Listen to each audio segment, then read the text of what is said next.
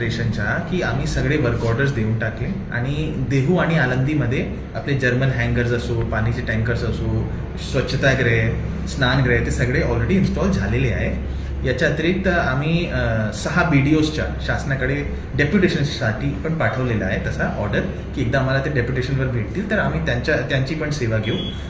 याच्या अतिरिक्त जिल्हा परिषद RDD मिनिस्ट्री आपले जे RDD मिनिस्टर आहे ग्रामविकासचे जे मंत्री आहे त्यांच्या मार्फत एक असा निरोप आला की हा वर्षी वारकऱ्यांसाठी 50,000 रेनकोट ते आम्हाला द्यायचं आहे. त्याचं पण नियोजन सुरू आहे आणि 2-3 दिवसामध्ये त्याची पण पुरवठा सुरू होईल. दरवर्षीच्या हा वर्षी जे गेले वर्षी जे चांगली जी आम्ही सुविधा दिली होती, जसं आम्ही फूट मसाजर दिला होता, हा वर्षी त्यांना आपण 5 पट केलेला आहे.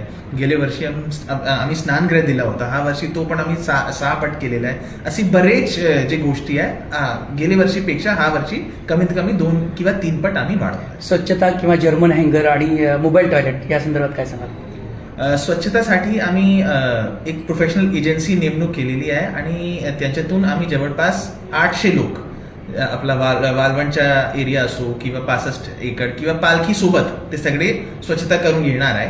आणि याच्या व्यतिरिक्त आमचे जे टॉयलेट्स आहेत ते पण आम्ही 5,000 तसे एकूण आम्ही घेतलेले आहे मूव्हिंग टॉयलेट्स.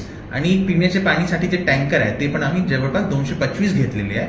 आणि आरोग्यामध्ये पण आमचे आरोग्य दूत पण आम्ही 2 पट वाढवले आहे आणि तसेच सगळी आरोग्य सुविधा आम्ही जास्तीत जास्त वाढवली आहे. जर्मन हँगर संदर्भात जर्मन हँगर आमचे गेले वर्षी जवळपास पुणे, सातारा आणि सोलापूर मिळून 5 लाख स्क्वेअर फीट होते. हा वर्षी तो आकडा 12 लाख स्क्वेअर फीट पर्यंत गेलेला आहे. ओके.